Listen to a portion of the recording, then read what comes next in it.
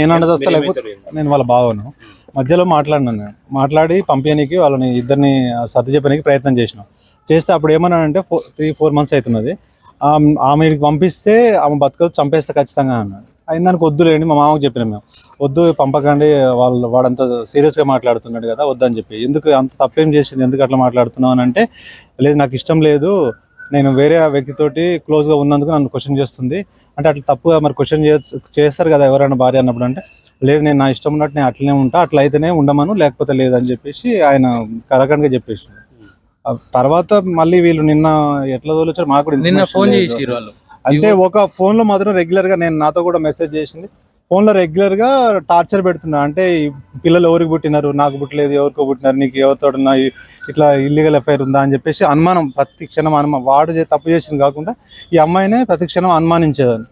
అనుమానిస్తూ మళ్ళీ సరే నేను నాంతలు నేను మా అమ్మ వాళ్ళ ఇంటికాడ ఉంటున్నా కానీ ఈ అమ్మాయి అంటే, ఈ అమ్మాయి ఫోన్ లిఫ్ట్ చేయకుంటే వేరే కొత్త నెంబర్ నుంచి చేసి, కొత్త నెంబర్ తీసుకొని మెసేజ్ చేసాడు, వేరే వాళ్ళ ఫోన్ తీసుకొని.